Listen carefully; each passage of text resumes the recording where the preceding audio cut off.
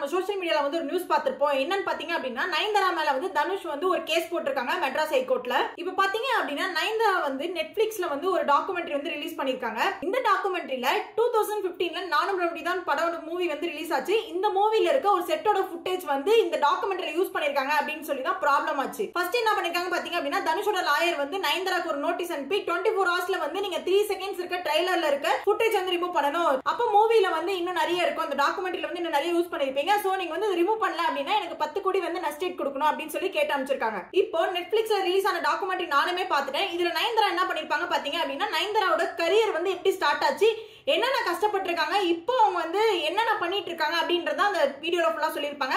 அப்புறம் அந்த வீடியோல வந்து அவங்க அம்மாவும் பேசியிருப்பாங்க. அப்புறம் வந்து கொஞ்ச நாள் வந்து அவங்க அப்பா வந்து ஒரு சைக்காட்ரிக் டிசீஸ்ல வந்து அஃபெக்ட் ஆயிருக்காரு, அந்த ரீசன்ஸ் எல்லாம் பத்தி சொல்லியிருப்பாங்க. அதுல வந்து நயன்தாரா வந்து ரொம்ப ஃபீல் பண்ணி அழுதுருப்பாங்க. சோ இந்த மாதிரி விஷயத்துல தான் வந்து ஷேர் பண்ணிருப்பாங்க.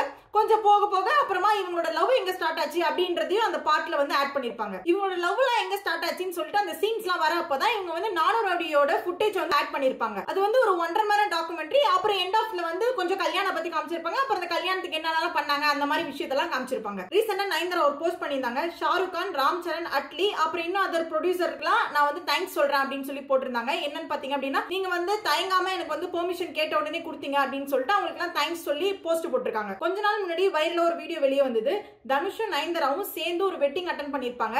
இந்த வீடியோ வந்து வெளியே அனுப்பி ரொம்ப அப்படியே அப்படி கமெண்ட்ஸ் எல்லாம் அனுப்பிச்சு ட்ரோல் பண்ணிட்டு இருந்தாங்க. அப்போ இது எப்படி இருந்துச்சு பாத்தீங்க அப்படின்னா எரியிற நெருப்புல வந்து எண்ணெய் ஊத்துற மாதிரி இருந்தது. அப்புறம் அந்த நயன்தாரா வந்து டாக்குமெண்ட்ல சொல்லிருப்பாங்க, நான் வந்து ஒரு நாள் கூட சும்மா இருக்க மாட்டேன், டெய்லி ஏதாச்சும் பண்ணணும்னு நினைச்சிட்டே இருப்பேன், டெய்லி ஏதாவது பண்ணிட்டு இருப்பேன், ரொம்ப ஹார்ட் ஒர்க் பண்ணிட்டே இருப்பேன் அப்படின்னு சொல்றாங்க நயன்தாரா. நயன்தாரா தனுஷ் காமிச்ச லெட்டர்ல கூட ஹைலைட் பண்ணி சொல்லிருப்பாங்க, நான் தனியா கஷ்டப்பட்டு செல்ஃப் மேட் ஆக்ட்ரஸ் தான், இவ்வளவு பெரிய காம்படிட்டிவ் இண்டஸ்ட்ரியில நான் தனியா கஷ்டப்பட்டு தான் இந்த பொசிஷனுக்கு வந்திருக்கேன் அப்படின்னு சொல்லிருப்பாங்க. இப்போ கூட நீங்க போய் யூடியூப்ல இருக்க நெட்ஃபிளிக்ஸ்ல வந்து நயன்தாராவோட ட்ரெய்லர் அடிச்சு பாத்தீங்க அப்படின்னா அந்த 3 செகண்ட்ஸ்க்கு அவங்க இன்னும் ரிமூவ் பண்ணல. சோ இத பார்த்துட்டு தான் தனுஷ் வந்து கேஸ் போட்டுருப்பாரு போல. நாங்க பார்த்தப்ப டாக்குமெண்ட்ரியில 3 செகண்ட்ஸ்க்கு மேலேயே நிறைய சீன்ஸ் இருந்துச்சு. சோ அந்த சீன்ஸ் எல்லாமே பாக்குறப்போ ரொம்ப சூப்பரா தான் இருந்தது. தனுஷும் நயன்தாராவும் ரொம்ப நல்ல க்ளோஸ் ஃப்ரெண்ட்ஸா தான் இருந்தாங்க. பட் அவங்களுக்குள்ள என்ன இஷ்யூன்னு தெரியல. இப்போ அவர் வந்து 10 கோடி இதுக்காக காசு கேட்டுட்டு இருக்காரு. இப்போ நானும் ரவுடி தான் படம் டைரக்ட் பண்ணது விக்னேஷ் சிவன், அதுல ஆக்ட் பண்ணது நயன்தாரா, இவங்களுக்கே பெர்மிஷன் இல்லையா அப்படின்றது ஒரு क्वेश्चन மார்க்கா தான் இருக்கு. நயன்தாரா விக்னேஷ் சிவன் இவங்க ரெண்டு பேருக்கு வந்து திருப்பதியில தான் கல்யாணம் பண்ணணும் அப்படின்னு ஆசை. திருப்பதியில வந்து அலோ பண்ணல அப்படின்றதுக்காக பக்கத்துலயே அவங்க வந்து ஒரு இடத்துல பண்ணிட்டாங்க.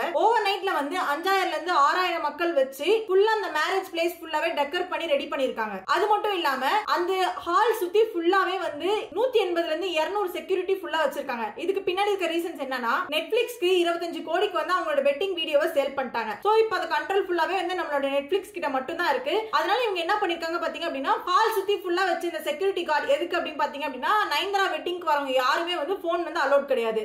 அந்த போன் மூலமா வந்து போட்டோஸ் வந்து வெளியே லீக்கேஜ் ஆயிடும் சொல்லிட்டு போன் வந்து உள்ள அலோ பண்ணல. அதுக்காக தான் ஃபுல்லா செக்யூரிட்டி வச்சிருக்காங்க. அதனால தான் நீங்க சோஷியல் மீடியால வந்து அதிகபட்சம் ஒரு 5-6 போட்டோஸ் மட்டும் நீங்க பாத்திருப்பீங்க. நிறைய பெரிய பெரிய ஹீரோலாம் வந்து நயன்தாரா வெட்டிங்க்கு வந்திருப்பாங்க. அதுல யார்கிட்டயுமே போன்ஸ் கிடையாது. ஈவன் நம்ம ரஜினி கூட வந்திருப்பாரு, அவர் கையில கூட போன் கிடையாது, அவருக்குமே போன் அலோட் இல்ல. அந்த டாக்குமெண்ட்ரியில நிறைய டைரக்டர்ஸ் கூட பேசியிருப்பாங்க. அட்லி அப்புறம் இன்னும் நிறைய சில டைரக்டர்ஸ்லாம் வந்து நிறைய பேர் அதுல பேசியிருக்காங்க. அவங்க எல்லாருமே வந்து நயன்தாரா விக்கி பத்தி நிறைய நல்ல விஷயங்களும் சொல்லியிருப்பாங்க.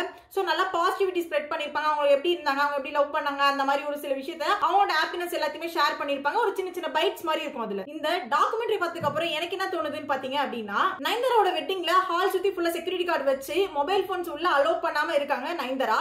சோ இப்போ மொபைல் போன்ஸ் யாருக்குமே அலோட் கிடையாதுன்னு ஒரு ரூல் வச்சுட்டாங்க. ஏன்னா அதுக்கு என்ன ரீசன் பாத்தீங்க அப்படின்னா அவங்களோட வெட்டிங் ஃபுட்டேஜ் வந்து வெளியே போக கூடாது அப்படின்றதுக்காக. இப்ப தனுஷுமே ஒண்டர்பால் ப்ரொடக்ஷன்ல நானும் ரவிதான் எடுத்த படத்தோட ஃபுட்டேஜ் வந்து நயன்தாராவோட டாக்குமெண்ட்ரியில வந்து தனுஷோட பெர்மிஷன் இல்லாம யூஸ் பண்ணக்கூடாதுன்னு நினைக்கிறாரு. ஆனா இப்ப நயன்தாரா என்ன சொல்றாங்க பாத்தீங்க அப்படின்னா 2 வருஷமா நான் தனுஷ் கிட்ட வந்து பெர்மிஷன் கேட்டேன் அப்படின்னு தான் சொல்றாங்க. அந்த ரெக்வஸ்ட் வந்து அவரு தான் அக்செப்ட் பண்ணல அப்படின்றது சொல்றாங்க. நயன்தாரா நெட்ஃபிளிக்ஸ்க்கு வந்து சேல் பண்ணதே 25 கோடிக்கு தான். பட் இதுல வந்து 10 கோடி தான் தனுஷே கேக்குறாரு. ஏன் இவ்வளவு காசு கேக்குறாருன்னு எனக்கு தெரியல. இப்போ தனுஷ் கேஸ் போட்டது மெட்ராஸ் ஹைகோர்ட்ல தான். இப்போ இந்த கேஸ் வந்து மெட்ராஸ் ஹைகோர்ட்ல தான் நடக்க போகுது.